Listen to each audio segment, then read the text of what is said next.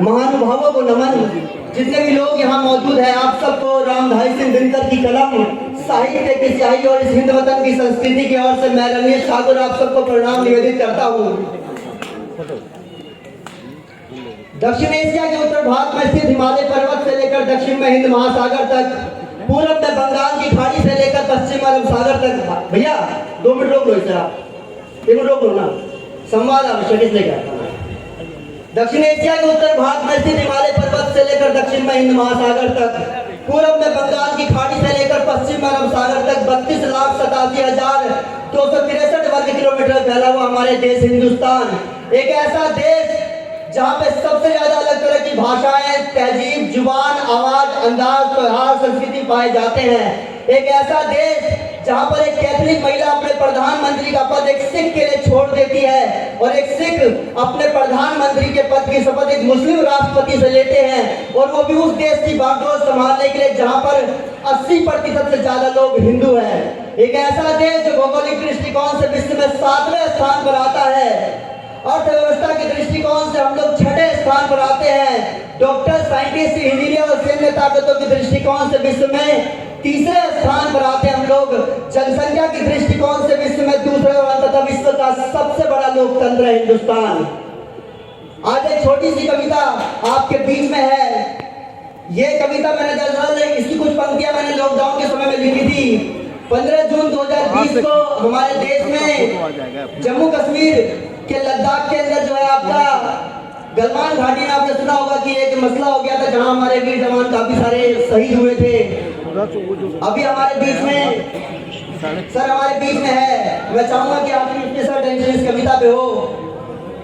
वहां पर हम लोगों ने भी बहुत सारे ऐप्स को हटाया और मीम बनाकर हमने अपनी देशभक्ति कोशिश की स्थापित करने की। ऐसे हम घर से बाहर नहीं निकल पा रहे थे उस वक्त, मीडिया ने भी चलाया कुछ देर तक, लेकिन एक मां जो है वो पूरी रात जो है वो टीवी पे लगातार देखती रही कि उन लिस्ट में उन शहीदों के नाम में कहीं मेरा बेटा तो नहीं है। रात भर इंतजार करती रही और सुबह जो है जब उन्होंने टीवी खोला तो देखा कि उनके बेटे का नाम था उसमें।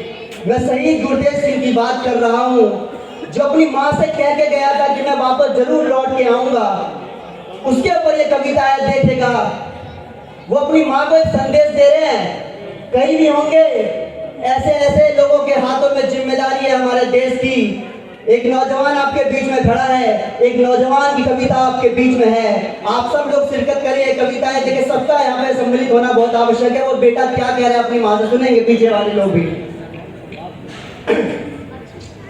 कि वीर जाते हैं क्या इस जहां से कभी, वीर जाते हैं क्या इस जहां से कभी, मैं लौट आऊंगा कहना ये माँ से कभी। क्या बिछड़ता है सूरज आसमां से कभी। हेलो, आप 2 मिनट रोक ले प्लीज सर, क्या करें 1 मिनट रोक लेना। क्या बिछड़ता है सूरज आसमां से कभी, मैं लौट आऊंगा कहना ये माँ से कभी।